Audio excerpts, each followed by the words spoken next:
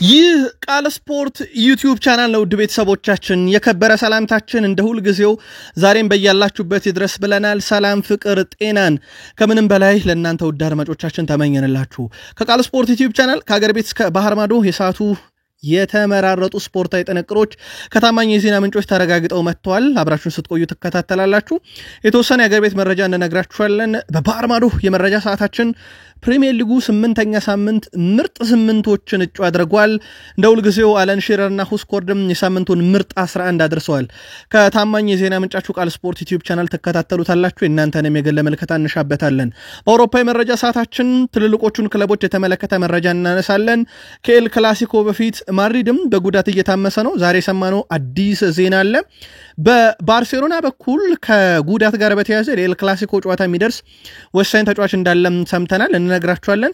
በአውሮፓ ዙሪያ ዛሬ ኮንትራቱን ስላራዘመ አንድ ትልቅ አሰልጣኝና ሊሰናበት ይችላል የተባለ አንድ የግዙፍ የአውሮፓ ክለብ አሰልጣኝን የተመለከተ ጥንቅር ይዘናል። አብራችሁን ስትቆዩ ትከታተሉታላችሁ። በተወዳጁ የእንግሊዝ ፕሪሚየር ሊግ የመረጃ ሰዓታችን አስቶን ቪላ ማስጠንቀቂያ ሰጥቷል። ማስጠንቀቂያው ለገዛ ደጋፊዎቹ ነው። ለየት ያለውን ጥንቅር አስቀድመን እናነሳለን በፕሪሚየር ሊግ። ከዛ ውጪ እዛው ቪላ ቤት ተጨማሪ መረጃ ይዘናል። አዲሱ አሰልጣኝ ሻን ዳይክን የተመለከተ ለየት ያለ መረጃ እንነግራችኋለን። በእግር ኳስ ዓለም አንድ የቶተንሃም ሆትስፐርስ የቀድሞ ተጫዋች ያለው ነገር አለ። አርሰናልን በብዙ ተችቶታል፣ ማስረጃ አለኝ እያለ ነው። የቶተንሃም ሰው ነው። በቶተንሃም መረጃ ሰዓት እናነሳዋለን። በሲቲ በኩል የቡድኑን ቁልፍ ተጫዋች ኤርሊንግ ብሮት ሃላንድንና ሮድሪን የተመለከተ ለየት ያለ ጥንቅር ይዘናል። ዛሬ ሮድሪ በአንድ ትልቅ እውነት ላይ ነበረ፣ እንነግራችኋለን። የሲቲም ደጋፊዎች እስከ ፕሮግራማችን ፍጻሜ ዛሬም እንደ ሁልጊዜው አብራችሁን እንድትቆዩ ጠየቅ።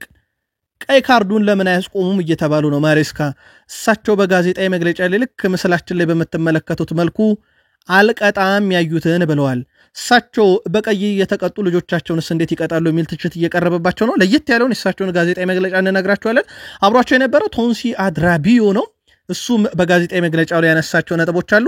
ቼልሲ ቤት ዛሬ ለየት ያለ ጥንቅር ይዘናል። ለየት ያለውን መረጃ አብራችሁን ስትቆዩ ተከታተሉታላችሁ። ቼልሲውያን በሊቨርፑል በኩል የጉዳት ዜና አለ። ከዛ ውጭ የቡድኑን ቁልፍ ተጫዋች የወቅቱን ምርጡን እንነሳለን። በሊቨርፑል በኩል ካራገር ከስካይ ስፖርት ጋር በነበረው ቆይታ ለሊቨርፑል መፍትሄ አለኝ እያለ ነው። እናንተ መፍትሄ የምትሉትን ትነግሩናላችሁ። የጄሚ ካራገርን መፍትሄ ለሊቨርፑል ደጋፊዎች እንነግራለን። አብራችሁን ትቆያላችሁ።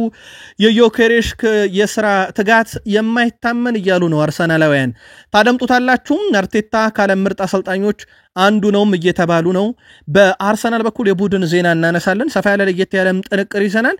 ለመሆኑ የቶትንሃም የቀድሞ ሰው አርሰናልን ሲተች ምን ማስረጃ አለው? ተጨማሪ ጥንቅር በአርሰናል በቁጥር አስደግፈን መረጃ ይዘን መተናል።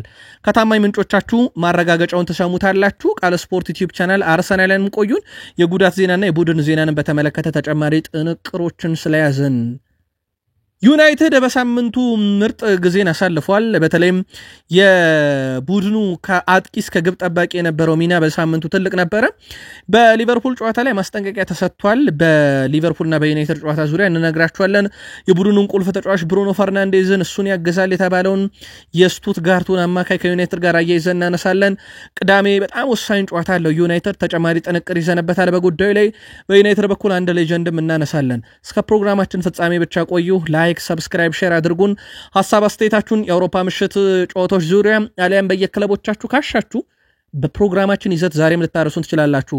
ከቃል ስፖርት ዩቲዩብ ቻናል እኔ ቃል ነኝ። እናንተስ ሐሳባችሁን እያጋራችሁን ቆዩ።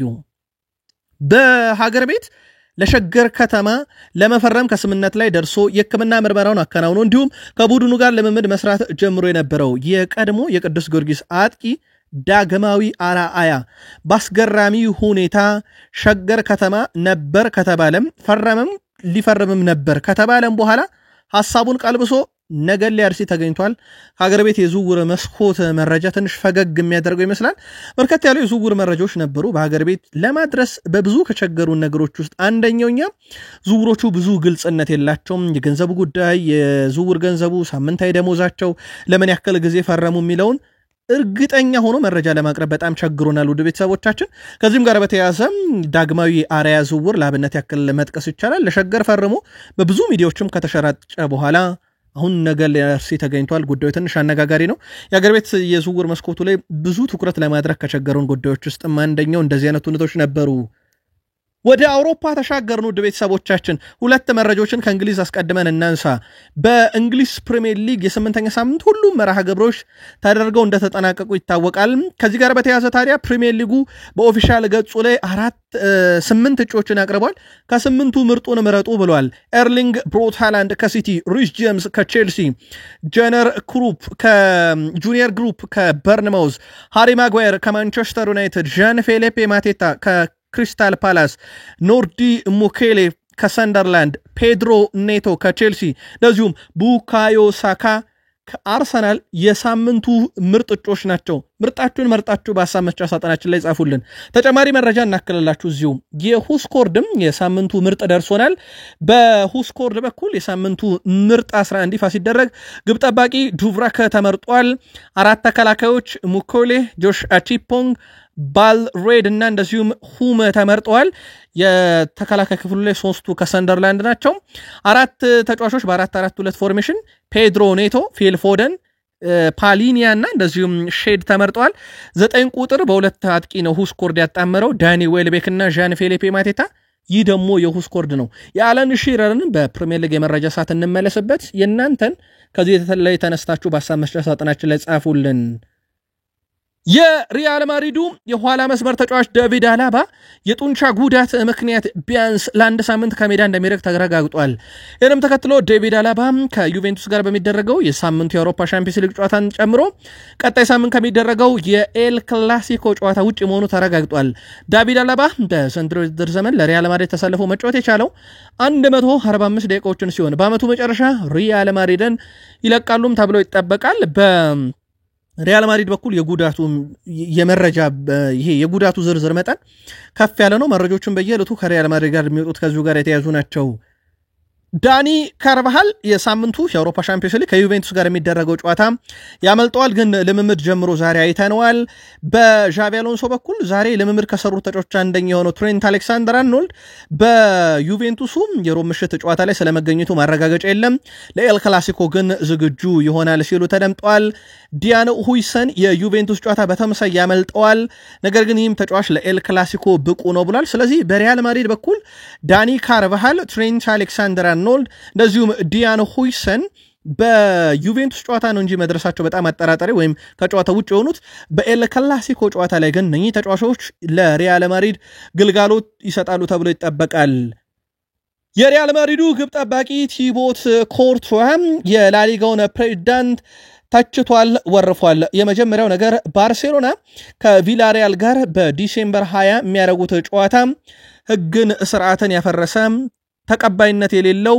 ውድድሩ ላይ ተጽዕኖ የሚያሳድር ብሏል ስለዚህ በፍጹም ጨዋታው ወደዛ ሄዶ መደረግ አልነበረበትም የሚል ትችትን አቅርቧል ከዛው ጪ ከዳኝነት ጋር በተያያዘ ለሚቀርብባቸው ክስና እንደዚሁም ከባርሴሎና ፕሬዝዳንት ለመጣባቸው ክስ እኛ በዳኛ ይታገዛሉ የሚል ቅሬታ እየቀረበ ነው ነገር ግን አምና የገጠመንን ነገር መመልከት ትችላላችሁ እነኚህ አይነት ንግግሮች ዳኞች ለኛ ትክክለኛውን ፍርድ እንዳይፈርዱ ጫና ለማሳደር ብሎታል የሪያል ማድሪዱ ፕሬዝዳንት እንግዲህ ከላሊጋ ጋር ሰጣገባ ከገቡበት ጉዳይ አንደኛው ፍሎሬንቲኖ ፔሬዝ ማለት ነው የቪላሪያል እና የባርሴሎና ጨዋታ ወደ ኢንተር ማያሚ ሄደው ጨዋታው እንዳይደረግ የሚል ቅሬታ አቅርበው ነበረ ነገር ግን ላሊጋው ዛሬ ውድቅ አድርጎታል ስለሆነም ጨዋታው መደረጉ የተረጋገጠ ብሏል ይፋ በጉዳዩ ላይ ማብራሪያ ሲሰጥ ይህ ጨዋታ ይፈቀዳል እንጂ ለሌሎች አይፈቀድም የሚል ሐሳብን አንስቶ ነበር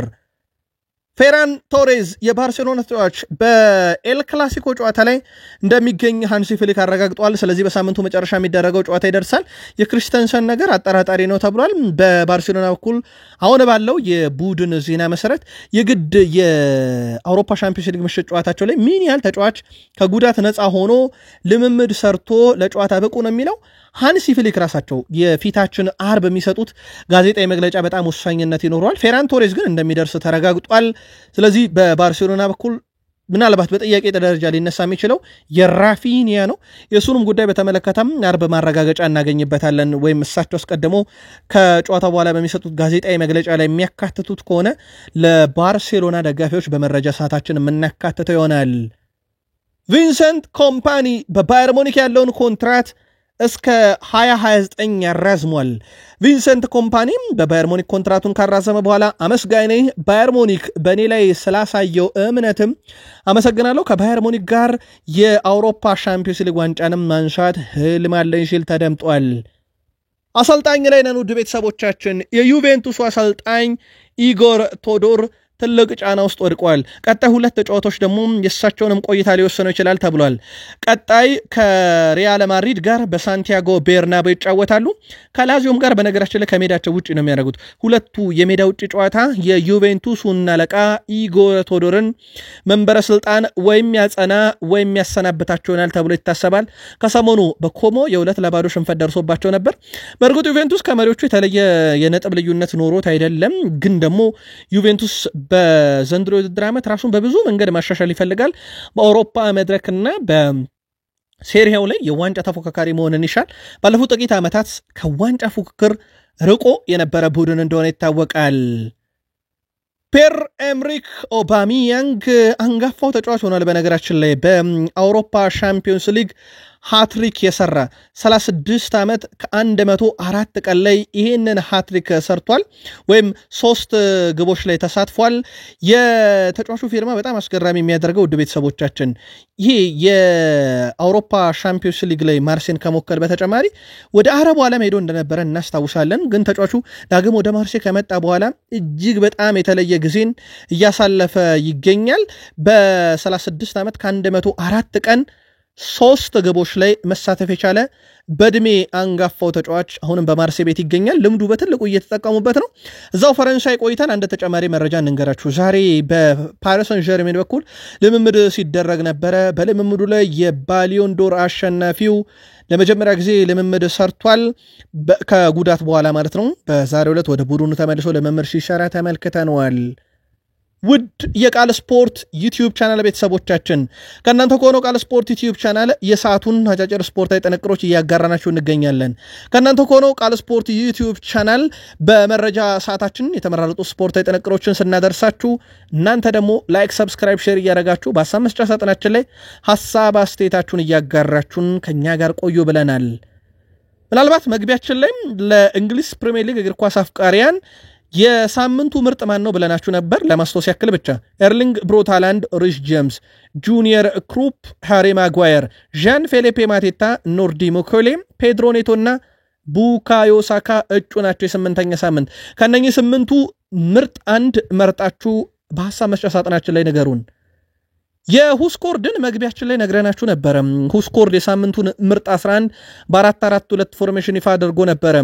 አለን ሺረር የፕሪሚየር ሊጉን ምርጥ 11 በ4-2-4 ፎርሜሽን በሚመስል ይፋ አድርጎታል። በግብ ጠባቂነት የአለን ሺረር ዱቭራክ ነው የተመረጠው። አራቱ ተከላካዮች ዎከር፣ አቺፖንግ፣ ሃሪ ማጓየር እና ዲኜ፣ 2 የ6 ቁጥር ሚና ያላቸው ተጫዋቾች ሮጀርስ እና ብሩኖ ፈርናንዴዝ፣ የክንፍ አጥቂዎች ክሩፕ እና ዳኒ ዌልቤክ፣ 9 ቁጥር ላይ ዣን ፌሊፔ ማቴታ እና ኤርሊንግ ብሮት ሃላንድን መርጧል። የሳምንቱ ምርጥ አሰልጣኝ የማንቸስተር ዩናይትድ አለቃ ሩበን አሞሪም ናቸው ሲል በሳምንቱ የሳምንቱን ምርጥ ይፋ የሚያደርገው በኦፊሻል የፕሪሚየር ሊግ ገጽ ላይ አለን ሺረር ነኝን መርጧል። በሁስኮርድም አደረስናችሁ፣ በአለን ሺረርም ነገርናችሁ። የፕሪሚየር ሊጉን ምርጥ አንድ መረጡ ብለን 8 እጮችንም ነገርናችሁ። የእናንተን የሳምንቱን ምርጥ መርጣችሁ በሐሳብ መስጫ ሳጥናችን ላይ በድጋሚ ልትልኩልን ትችላላችሁ። አስቶን ቪላ ማስጠንቀቂያ ሰጥቷል። ማስጠንቀቂያው ለደጋፊዎቹ ነው። ይህም ማስጠንቀቂያ አንድም የፖለቲካ አርማ ወይም የፖለቲካ መልእክት ያለው ባንዲራ በአውሮፓ ኢሮፕ ሊግ ጨዋታ ከማካቢ ቴላቪቭ ጋር ስታደርጉ ይዛችሁ እንዳትመጡ ብሏል። ማካቢ ቴላቪቭ እንደሚታወቀውም በቪላ ፓርክ ጨዋታውን ያደርጋል። ኖቬምበር 6 ላይ ነው በነገራችን ላይ ጨዋታው የሚደረገው ቪላ ፓርክ ላይ። ታዲያ ጨዋታው ላይ የእስራኤል ክለቡን ማካቢ ቴልአቪቭን ለመቃወም በተለይ በመካከለኛው ምስራቅ በነበረው ጦርነት ምክንያት ለመቃወም የአስቶን ቪላ ደጋፊዎች እስራኤልን ለመቃወም ሲሉ ባንዲራዎችን ይዘው ይገባሉ፣ የፖለቲካ መልእክቶችን ይዘው ይገባሉ የሚል ስጋት የገጠመው አስቶን ቪላ ለክለቡ ደጋፊዎች እግር ኳስ ነክ ከሆነ ነገር ውጪ አንድም ነገር ይዛችሁ እንዳትመጡም ብለዋል። በፊፋ በኩል እንግዲህ በአውሮፓ እግር ኳስ ማህበር በኩል እስካሁን ማካቢ ቴል አቪቭ ደጋፊዎች እገዳ እንዳልተጣለባቸው ይታወቃል። በጉዳዩ ላይ የአስቶን ቪላ እንግዲህ እግር ኳስ ክለብ ደጋፊዎች ባይገቡብኝስ የሚል ጥያቄን ማቅረቡ ይታወቅ ነበር። ማቲካሽ ከአስቶን ቪላ ጋር ኮንትራቱን ሊያራዝም ነው ተብሏል። እስከ 29 ኮንትራቱን ያራዝማል። 1 ዓመት የማራዘም አማራጭ ይካተትበታል ተብሏል። በኡናይ ኤምሬ በኩል የቡድኑ ቁልፍ ተጫዋች ተደርገው ከሚቆጠሩ ተጫዋቾች አንደኛው ማቲካሽ ነው። እናም ተጫዋቹ በክለቡ የረጅም ጊዜ ኮንትራት ይፈርማል ተብሏል። በቡድኑ ውስጥም በነገራችን ላይ በኡናይ ኤምሬ በጣም ከሚወደዱ ተጫዋቾች በዛ ላይ ደግሞ እሳቸው ከሚፈልጉት የታክቲክ አቀራረብ ጋር በተያያዘ ምቹ ተጫዋቻቸው አድርገው ነው የሚያዩት። ይህንም ተጫዋች እንግዲህ እስከ 29 ኮንትራት ይፈርማል። 1 ዓመት የማራዘም አማራጭ ይኖራል። ኮንትራቱን ከፈረመ ወዲያው የምንነግራችሁናል ለቪላ ደጋፊዎች። ሻን ዳይክ አዲሱ የኖቲንግሃም ፎረስት አሰልጣኝ በፕሪሚየር ሊግ ህይወታቸው ፕሪሚየር ሊግ ሲያሰለጥኑ እሳቸው የሚያሰለጥኗቸው ክለቦች የሚያስቆጥሩት ጎል 42% የቆመ ኳስ ነው። ኖቲንግሃም ፎረስቶች ለአዲስ ስትራቴጂ መዘጋጀት አለባቸው ማለት ነው። ፍጹም የተለየ የጨዋታ ባህሪ ይዘው ነው የሚመጡት። ከኑኖ ስፕሪንቶ ሳንቶስም ከአንሄ ፖስቴኮግሉም ፍጹም የተለየ የጨዋታ አቀራረብ ነው ያላቸው። የቆመ ኳስ አይታሙም። እሳቸው 42% በእሳቸው ስር የሰለጠኑ ቡድኖች ግባቸው ከቆመ ኳስ ነው። ምናልባት እሳቸው የተኩት ያኔ ፖስቴኮግሉን ወንበር እንደሆነ ይታወቃል። ግን በጣም አስገራሚ ግጥምጥሞሽ እንንገራችሁ። የኤሮፕ ሊግ የፍጻሜ ጨዋታ በቶትናም እና በዩናይትድ መካከል ሲደረግ አንሄ ፖስቴኮግል ቶትናምን ይዘው ዩናይትድን በብራያን ጆንሰን ብቸኛ ግብ ረተው የኤሮፕ ሊግ ባለክብር ቶትናምን የአውሮፓ ሻምፒዮንስ ሊግ ተሳታፊ ያደረጉት። ከዛ በኋላ ተሸናፊ ሩበን አሞሪ ከዩናይትድ ይሰናበታሉ ይለቃሉ ሲባል ሩበን አሞሪ በዩናይትድ መንበረ ስልጣናቸው ጸንቶ እሳቸው አንሄ ፖስቴኮግል 2 ጊዜ ተባረዋል። አንዴ ከቶትንሃም አንዴ ከኖቲንግሃም ፎረስት። እጅግ በጣም አስገራሚ የሚባል ግጥምጥሞሽ ነው። ያሸነፏቸው ዋንጫ የነጠቋቸው ሩበን አሞሪ ግን ስልጣናቸው እንደጸና ነው። የቀድሞ የእንግሊዛዊ የቶትንሃም ተጫዋች ጄሚ ኦሃራ አርሰናል የእንግሊዝ ፕሪሚየር ሊግን አበላሽቶታል እያለ ይገኛል። የቀድሞ የቶትንሃም ተጫዋች ረጅም ኳስ ጨዋታን እየገደለ ነው የሚለው ጄሚ ኦሃራ ይህንን መመልከት አማተር ሊግ እንድትመለከት ያደርግሃል ብሏል። ተጫዋቹ አክሎም ይህ ሁሉ የመጣው በአርሰናል ምክንያት ነው ሲል የወቀሰ ሲሆን እነሱ የእንግሊዝ ፕሪሚየር ሊግን እያበላሹት ነው እያለ ነው። ምናልባት ጄሚ ኦሃራ አርሰናል ላይ ያቀረበው ክስ ከ19 ክለቦች አርሰናልን ብቻ የሚመለከት ነው ወይ? አርሰናልስ ለክሱም ምን አይነት ምላሽ ይሰጣል የሚለው በቀጣይ ይጠበቃል። አርሰናል በረጃጅም ኳስ ፕሪሚየር ሊጉን እየገደለው ነው፣ ፕሪሚየር ሊጉን አበላሽቶታል እያለ ነው። ምናልባት ከአርሰናል ጋር የተያዘ ምናልባት ይህንን ማስረጃ ይሆን ብለን ቁጥራዊ መረጃ ይዘን ስለመጣን የአርሰናል ደጋፊዎች ጠብቁን። ቶትናም ቤትነን ዣቪ ሲሞንስ ለስፐርስ ያደረጋቸው ጨዋታዎች 7 ቢደርሱም አንድም ግብ ከመረብ ማዋሃድ አልቻለም። በክረምት ቼልሲ ሲጠበቅ ቶትናም የደረሰው ዣቪ ሲሞንስ በጨዋታ እንቅስቃሴ ደረጃ ጥሩ ቢሆንም በግብ ደረጃ ግን 7ኛ ጨዋታ ደርሷል። አንድም ግብ በፕሪሚየር ሊጉ ለቶትናም ማስቆጠር አልቻለም። ኤርሊንግ ሃላንድ ለማንቸስተር ሲቲ ከፈረመ በኋላ የቡድኑ ዋና ሰው ሆኗል። 156 ጨዋታዎችን አድርጓል። 160 የግብ አስተዋጽኦ አለው። 138ቱን አስቆጥሯቸዋል። 22ቱ አሲስቶች ናቸው። ዘንድሮም በብዙ መንገድ አስገራሚውን ሃላንድ እያየን እንገኛለን። ከዚህ ጋር በተያያዘ ተጫዋቹ አንድ ጥያቄ ቀርቦለት ነበረ። ባርሴሎና ወይም ሪያል ማድሪድ የትኛውን ክለብ ትቀላቀላለህ ተብሎ ጠይቆ ነበረ ኤርሊንግ ብሮት ሃላንድ። አሁን እኔ የውሃ ሰማዮቹ የማንቸስተር ሲቲ ተጫዋች ነኝ። ትኩረቴ ሁሉ ከሲቲ ጋር ይሄን የውድድር ዓመት የአውሮፓ ሻምፒዮንስ ሊግ እና ፕሪሚየር ሊጉን ዋንጫ ማሳካት ወይም ደግሞ የሶስትዮሽ ዋንጫን መድገም ነው ከተቻለ ብሏል። አሁን ትኩረቴ ከሲቲ ጋር ብቻ ነው። በየሳምንቱ ግቦችን ማስቆጠር፣ ሲቲን ለዋንጫ ማብቃትና በተለይም ያምና ያሳለፍነውን መጥፎ ጊዜ ደጋፊውን መኳስ ላይ ብቻ ነው ትኩረት እያደረግኩ ያለሁት። ከዛ ውጪ ወደፊት የሚሆነውን ጊዜው ሲደርስ እናያለን ብሏል። ሃላንድ በ156 ጨዋታ 160 የግብ አስተዋጽኦ ለሲቲ ያለው። ሮድሪ ዛሬ በቪላሪያል ተገኝቶ ደማቅ የተባለ አቀባበል ተደርጎለታል። ሮድሪጎ ሄርናንዴስ 16 ቁጥር መለያ ለብሶ የባሊዮንዶር ሽልማትን ሲረከብ የሚያሳይ ምስል በግርግዳው ላይ ተለጥፏል። በ2013 የውድድር ዓመት በቪላሪያል ነበረ። ያንን አስታውሰው ለተጫዋቹ ደማቅ አቀባበል አድርገዋል፣ አስጎብኝተውታል። ራሱም እንግዲህ በግርግዳ ላይ ያኖሩትን ምስሉን ከፍቶ መርቋል። ቪላሪያልን ሲቲ በተቃራኒ ቢገጥምም የቀድሞ ተጫዋቻቸውን ግን አውስተው አመስግነው ደማቅ የተባለ አቀባበል አድርገዋል። ይህ ነገር ሊፈጸም እንደሆነ ቀደም ባለው መረጃችን ለእናንተ ውድ አድማጮቻችን ሮድሪ ሳይጫወት ለምን ወደ ስፔን አቀና በሚል አድረሳናችሁ እንደነበር ይታወቃል። ተጫዋቾች ቀይ እንዳዩ እመክራለሁ እያሉ ነው ማሬስካ። የሰማዮቹ አሰልጣኝ ኤንዞ ማሬስካ ቀይ ካርድ የሚመለከተን ተጫዋች መቅጣት አልፈልግም ብለዋል። ቼልሲዎች በዘንድሮ ውድድር ዘመን በ4 ጨዋታዎች ቀይ ካርድ ተመዞባቸዋል። ቀይ ካርድ የሚመለከቱ ተጫዋቾች ይቀጡ እንደሆነ የጠየቁት ኤንዞ ማሬስካ 4 ልጆች አሉኝ፣ ነገር ግን ሲያጠፉ አልቀጣቸውም፣ ጥሩ ነገር አስተምራቸዋለሁ ብለዋል። አክሎም ቀይ ካርድ የሚመለከቱ ተጫዋቾችንም ከመቅጣት ይልቅ ማስተማር መርጣለሁ ብለዋል። እሳቸውም በሊቨርፑል ጨዋታ ደስታቸውን መቆጣጠር ቢያቅታቸው በሁለተኛ ቢጫ በቀይ ካርድ የኖቲንግሃም ፎረስትን ጨዋታ እንዳልመሩት ይታወቃል። እሳቸው በቀይ ለሚያዩ ተጫዋቾቼ እመክራለሁ እንጂ አልቀጣቸውም ብለዋል። በርካቶች በሐሳብ መስጫ ሳጥናችን ላይ ለዚህ ለቼልሲ ተደጋጋሚ ተጫዋቾች ቀይ ካርድ ተጠያቂው ኃላፊነቱን መውሰድ ያለበት ማን ነው ስንል ማሬስካ የሚል አብዛኛው የቼልሲ ደጋፊ በሐሳብ መስጫ ሳጥናችን ላይ መልእክት ልከውልን ነበር። ቶንሲ አድራቢዮ ዛሬ ከሳቸው ከማሬስካ አጠገብ ቁጭ ብሎ ጋዜጣዊ መግለጫ ሲሰጥ ነበረ። የአክሱን ጨዋታ ተመልክቶ ቶንሲ አድራቢዮ ጥሩ ስራዎችን እየሰራ እንገኛለን፣ ኮል ፓልመርን አተናል፣ ምርጡ ተጫዋቻችንን አተናል፣ ነገር ግን ጥሩ ስራዎችን እየሰራ ነው፣ ያለሱ ችግሮችን እየተቋቋም እንገኛለን ብሏል። ቶንሲ አድራቢዮም በተለይም በቡድን ውስጥ አሁን እንደ 28 ዓመት ሰው እየተሰማኝ ይገኛለው ብሏል። እንደ ወጣት እንግዲህ በጥንካሬ ላይ ይገኛለው ብሏል። ቶንሲ አድራቢዮ ስለ አያክስም ተጠይቆ ነበረ። የአያክስን አቀራረብ በደንብ ተመልክተናል፣ በተለይም በሳምንቱ መጨረሻ የነበራቸውን ጨዋታ ቁጭ ብለን አይተናል ብሏል። ቶንሲ አድራቢዮ ስለ ጆሻ ቺፖንግም ተጠይቆ ነበረ። በጊዜ ሂደት በጣም ጥሩ ነገሮችን ከምታዩበት ተጫዋች አንደኛው ነው፣ በደንብ ጠብቁት ብሏል ጆሻ ቺፖንግን። ቶንሲ አድራቢዮ የቢጫ ካርድና የቀይ ካርድስ ጉዳይ በቼልሲ ቤት ተብሎ ተጠየቀ ነበረ። ለሱ ምንም አያስፈራንም፣ ያጋጠማል፣ ነገር ግን እንሻሻልበታለን ብሏል። ልክ እንደ ማሬስካ ሁሉ የሰማዮቹ የፊት መስመር አጥቂ ሊያም ዴላፕ ወደ ሜዳ ለመመለስ መቃረቡን አሰልጣኙ በዛው ጋዜጣዊ መግለጫ አረጋግጠዋል። ተጫዋቹ አሁን ላይም ከቡድኑ ጋር እየሰራ ለመሆኑን ያሳወቁት አሰልጣኙ ለመመለስ ግን በጣም ቅርብ ነው ብለዋል።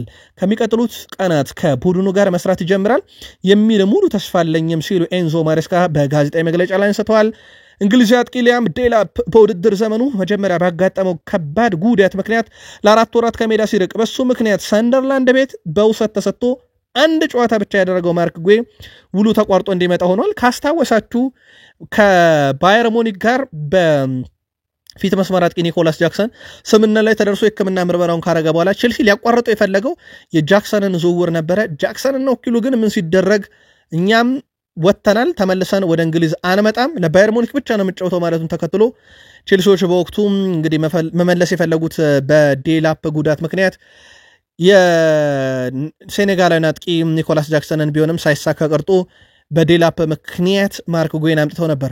አሁን በቅርቡ ወደ ልምምድ ይመለሳል ተብሏል። ሊያም ዴላፕ በደረሰበት ጉዳት ወይም ለጥንቃቄም ሲባል ጭምር በዩናይትድ ጨዋታ ተቀይሮ ወጥቷል የተባለው ሩያን ግራቨንበርግ ዛሬ በነበረ ልምምድ ላይ አልተገኘም። ውድ ቤተሰቦቻችን ስካይ ስፖርት በቀጥታ ስርጭት ባስተላለፈው የ15 ደቂቃ የሊቨርፑል ልምምድ ላይ ይህ የቡድኑ ወሳኝና ቁልፍ ተጫዋች ሊገኝ አልቻለም። በዚህ ተጫዋች ዙሪያ በነገራችን ላይ ለሊቨርፑል በጣም ጉዳት ነው የሚሆነው። በጣም አስደናቂ የሚባል የውድድር ዓመት ዘንድሮ ከሊቨርፑል ተጫዋቾች ያሳለፈው አንደኛው እሱ ነው፣ ምንም ጥርጥር የለውም። በመከላከል ረገጥ በእርግጥ እንደ ቨርጅል ቫን ዳይክ ያለ በዚህ ስን ከሌሎች የፕሪሚየር ሊግ ተጫዋቾች የበለጠ ብዙ የአየር ላይ ግንኙነቶችን ያሸነፈ ተጫዋች እንዳለ ይታወቃል። ግን ደግሞ ዘንድሮ እንደ ቡድን አጠቃላይ ለሊቨርፑል ጥንካሬ ከሰጡት ነገሮች አንደኛው የሪያን ግራቨንበርግ ሚና ነበርና በጉዳት ምክንያት አላየነው። ምናልባት ቀጣይ ጨዋታ ላይ በተመለከተ የስሎትን ጋዜጣዊ መግለጫ እንጠብቃለን። በእንግሊዝ ፕሪሚየር ሊግ በዘንድሮ ዘመን ብዙ የግብ ዕድሎችን የፈጠሩ አጥቂዎች ጋክፖ ቀዳሚ ነው። 17 የግብ ዕድሎችን ፈጥሯል። ያው ብሩኖ አጥቂ አይደለም፣ የአማካይ ስፍራ ተጫዋች ነው። እንደ አጠቃላይ ብሩኖን የሚያክል በፕሪሚየር ሊጉ የለም። 22 የግብ ዕድሎችን ፈጥሮ ቀዳሚ ነው።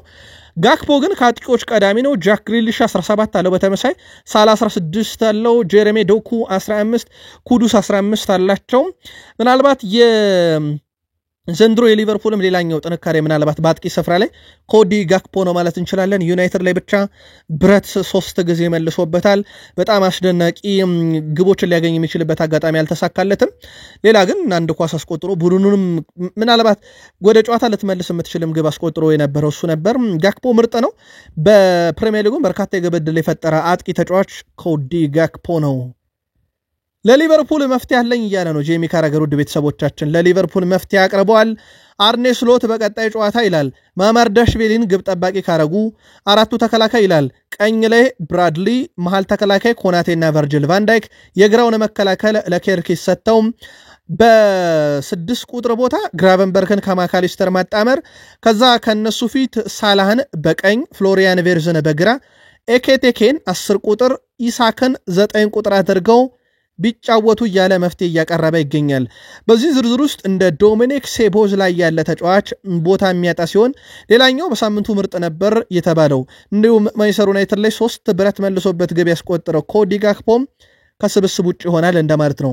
ሊቨርፑሎች ይህ ምስላችን ላይ የምትመለከቱት ወይም የነገርናችሁ የጄሚ ካራገር የጨዋታ አቀራረብ መፍትሄ ይሆናል ያለው ይሆናል ወይ? ኢሳክንም ኤኬቴኬንም ፊትና ኋላ አድርጎ ፍሎሪያን ቬርዝን ክንፍ ላይ አድርጎ ማጫወቱስ ተገቢ ነው ወይ?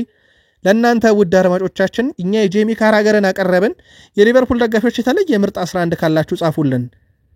የመድፈኞቹ አማካይ ሚኬል ሜሪኒዮ ቪክተር ዮኬሬሽ በአርሰናል እያሳየ ያለው ጠንካራ ስራ ነው። እየሰራም ያለው ይሄ ጥንካሬን የሚያዳብር ራሱን የሚያሻሽል በጣም ከጠንካራ ሰራተኛ የሚጠበቅ ነገር ነው ብሏል ሚኬል ሜሪኒዮ። በንግግሩ ቁጥሮችን ስትመለከቱ ቪክተር ዮኬሬሽ በእያንዳንዱ ጨዋታ ላይ የሚያሳየው ጠንካራ ስራ የማይታመን ነው ብሏል። አክሎም ጎሎችን በቀጣይ ማስቆጠር እንደሚጀምር በጣም እርግጠኛ ነኝ ያለ ሲሆን በሱ ላይ እምነታችን ከፍ ያለ ነው ብሏል ቪክተር ዮኬሬሽ። በእርግጥ አሁንም ቢሆን በየሚዲያው ከቪክተር ዮኬሬሽ ግብ አለማስቆጠር ጀርባ ማይክል አርቴታ ተጠያቂ ናቸው የሚሉ ድምጾች ከፍ ያሉ እንደሆኑ ይታወቃል። እንደ ምክንያትም የቀረበው የማይክል አርቴታ የጨዋታ ስታይል ለተጫዋቹ አልሆነም የሚል ነው። አርሰናል በጣም ፕሮሰስ የሚያደርግ ኳሶችን ተረጋግቶ የሚጫወት ነው። እንደ ቪክተር ዮኬሬሽ ያለ አጥቂ ደግሞ በስፖርቲንግ ሊዝበን የምናውቀው በጣም በፈጣን ትራንዚሽን ጎል የሚያስቆጥር ከተከላካይ ጀርባ ሰፊ ስፔስ የሚያገኝ ያም ማለት ስፖርቲንግ ሊዝበን በተወሰኑም ደቂቃ ቢሆን ለተጋጣሚ ኳስን የሚለቅ ነው። አርሰናል ቤት ማይክል አርቴታ ለዮኬሬሽ ግብ አለማስቆጠር እንደ ምክንያት ሲነሱም ነበር። አርቴታ ከዓለም ምርጥ አሰልጣኝ አንዱም ነው ብሏል ሚኬል ሜሪኒዮ። አርቴታ ምርጥ 10 ውስጥ አይካተትም ወይ ተብሎ ለጠየቀው ጥያቄ የመድፈኞቹ የመሃል ሜዳ ተጫዋች ሚኬል ሜሪኒዮ አሰልጣኝ ማይክል አርቴታ ከዓለም ምርጥ አሰልጣኞች አንዱ ነው ብሏል። ሚኬል ሜሪኒዮም ሲናገር ማይክል አርቴታ የዓለም ምርጡ አሰልጣኝ ካልተባለ ከምርጥ አሰልጣኞች ውስጥ አንዱ ነው ሲል ገልጿል። የቀድሞ እንግሊዛዊ የቶትናም ተጫዋች ጄሚ ኦራሃ በበኩሉ ሚኬል ሜሪኒዮ አስተያየት አልስማማም፣ አርቴታ ከምርጥ 10 ውስጥ አይካተትም ሲል ጄሚ ኦራሃ ሐሳቡን አንስቷል። ኦሊቨር ግናስነር ከአርቴታ ይሻላል እያለ ነው። በእርግጥ ጄሚ ኦሃራ የቀድሞ የቶትናም ሆትስፐርስ የአርሰናል የባላንጣ ቡድን ተጫዋች መሆኑ እንዳይረሳ። ናም አርቴታ ከምርጥ 10 ውስጥ አይካተትም ሲል ጄሚ ኦሃራ፣ የመድፈኞቹ የመሃል ሜዳ ተጫዋች ሚኬል ሜሪኒዮ ግን ከዓለም ምርጥ አሰልጣኞች አንዱ ነው እያለ ይገኛል። አርሰናል ቤት ቁጥራዊ መረጃ ይዘናል ብለናችሁ ነበረ። በጄሚ ኦራሃ በኩል ዛሬ ከበድ ያለ ትችት አርሰናል ካስተናገደ በኋላ በእርግጥ የአርሰናልን የቡድን ተጫዋችና የማይክል አርቴታን ምላሽ እየተጠባበቀ ነው። ስካይ ስፖርትም እናቀርበዋለን ብለዋል።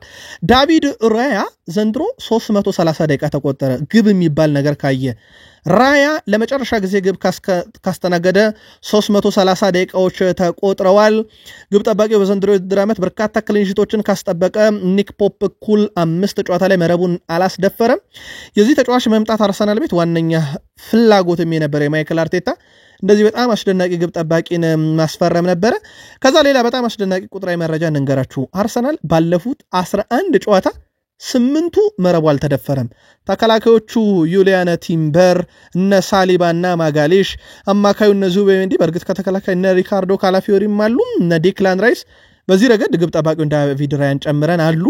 ምናልባት አርሰናል ግብ ያልተቆጠረበት ስለሆነ ይሁን ጄሚ ኦሃራ አርሰናል ሊጉን አበላሽቶታል እያለ ያለው መልከታችሁን አድርሱን።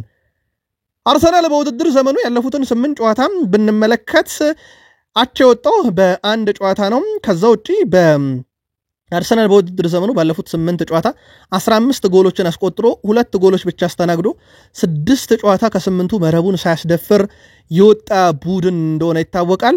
በጣም አስደናቂ የሚባል ጊዜን ያሳልፏል። በነጥብ ደረጃ እንኳን በጣም ከሚፈትኑት ኒውካስል፣ ዌስትሃም፣ ፉላም ነጥብ ያገኘ ቡድን እንደሆነ ይታወቃል። በእርግጥ የሲቲን ጨዋታ በብዙ ተተችቷል። ማሸነፍ ይችል ነበር፣ ሊቨርፑልን በተመሳይ የጨዋታ አቀራረቡ እንጂ ሊቨርፑልን መርታት ይችል ነበር በሚል ብዙ ቅሬታ ማይክል አርቴታ ላይ እንደቀረበባቸው ይታወቃል። ከጉዳት ጋር በተያያዘ የመልሶ ማገገም ሂደቱ በጥሩ ሁኔታ እየሄደ ነው ተብሏል። የኦዴጋርድ ከአሁን በኋላ እንግዲህ ተጫዋቹ በመመለሻ ጉዳዩ ላይ የተረጋገጠ ቀን ባይኖርም ግን ከታሰበው ጊዜ ቀድሞ ሊመጣ ይችላል ተብሏል። በአርሰናል ቤት ዘንድሮ ጉዳት አሳሳቢ ቢሆንም ግን እንደ አምነው አሳሳቢ አይደለም። ብዙ አማራጭ ብዙ ተተኪ ያለ በአርሰናል በኩል እንደ ማክስ ዶማን ያለ ወጣት ተጫዋች በብዙ አማራጭ በኦዴጋርድ ቢሻቸው እንዲሁም በሳካ ቦታ ማጫወት ይችላሉ። ኦዴጋርድ ግን በጉልበቱ ላይ በደረሰበት ጉዳት ምክንያት ለ2 ወር ከሜዳ ይርቃል ተብሎ ነበረ። እናም ተጫዋቹ መልሶ የማገገም ሂደቱ በጥሩ ሁኔታ እየሄደ መሆኑን ገልጾ በቅርብ ጊዜያት ወደ ሜዳ መለሳለሁ ብለዋል። ከካይ ሃቨርዝ ጋር በተያያዘ ካይ ሃቨርዝ በቀጣይ 2 ሳምንት ውስጥ ከዋናው ቡድን ጋር ለመመድ ያደርጋል እና 1 ወር ጊዜ ውስጥ ወደ ቋሚ አሰላለፍ ውስጥ ይገባል ተብሏል። ስለዚህ በኖቬምበር ወር አጋማሽ ጀምሮ ወይም ከኢንተርናሽናል ብሬክ ጀምሮ በኋላ ወይም በፊት በተወሰነ መንገድ ለጨዋታ ይደርሳል ተብሎ ይታሰባል። ከሃቨርዝ በቀጣዮቹ ሳምንት ሲመጣ ጋብሪኤል ጄሱስ ከዲሴምበር ወር ጀምሮ የቡድኑ አካል ይሆናል ተብሎ በአርሰናል በኩል ይጠበቃል። ማክስ ዶማን ከዋናው የአርሰናል አትሌቲኮ ማድሪድን በሚገጥመው ዋናው ቡድን ውስጥ ያልተካተተው በወጣት ቡድኑ ስለተካተተ ነው። ስለዚህ በአርሰናል በኩል ወጣቱ ተጫዋች የመሆን እድሉን ያመለጠው የዚህም ሳምንት ጨዋታ ላይ በታዳጊዎቹ ስለተካተተ ነው። ከዛ ውጪ ቡካዮ ሳካ በሻምፒዮንስ ሊግ ባለፉት 19 ጨዋታ 11 ጎል እና 6 አሲስት፣ ጋብሪኤል ማርቲኔሊ ባለፉት 5 የአውሮፓ ምሽት ጨዋታዎች 3 ጎሎችን አስቆጥሯል። ከዚህ ቀደም 3 ጎሎችን ለማስቆጠር የፈጀበት 34 ጨዋታ ነበረ። አሁን ግን ጋብሪኤል ማርቲኔሊ ባለፉት 5 ጨዋታ ብቻ 3 ግቦች አሉት። በአርሰናል ቤት በክረምት ሊለቅ መውጫው በር ላይ ቆሞ የነበረው ጋብሪኤል ማርቲኔሊ አሁን የአርሰናል አዳኝና ወሳኝ ተጫዋች ሆኖ ብቅ እንዳለ ይታወቃል። በሳምንቱ ምርጥ ሬቲንግ የተሰጣቸውን የዩናይትድ ተጫዋቾች እንመልከት። ግብ ጠባቂ ሴላመን 8.4፣ ማጓየር 8፣ እንደዚሁም ብሩኖ ፈርናንዴስ 8.2 ተሰጥቷቸዋል። በማንቸስተር ዩናይትድ በኩል በሳምንቱ የእንግሊዝ ፕሪሚየር ሊግ በየቦታቸው ከሚጫወቱ እንግዲህ ከፍተኛው ሬቲንግ በፉት ሞብ የቁጥራዊ መረጃዎችን በስፋት ይዞ ከሚወጣው የመረጃ ቋት ያገኘ ነው። የዩናይትድ 3 ተጫዋቾች ከፍተኛ ሬቲንግ ተሰጥቷቸዋል። ሴላመን፣ ሳሪ ማጓየር፣ ብሩኖ ፈርናንዴስን በየቦታቸው ከፍተኛ ሬቲንግ ተሰጥቷቸው በፉት ሞብ የሳምንቱ ምርጥ ውስጥ ተካቷል። በተለይ ግብ ጠባቂ ሴላመን በዚህ ሳምንት ከሊቨርፑል ጋር በነበረው ጨዋታ ወደ 8.4 ሬቲንግ ነው የሰጡት። ከፍተኛ ሬቲንግ የሚያስመዘገበ ሆኗል።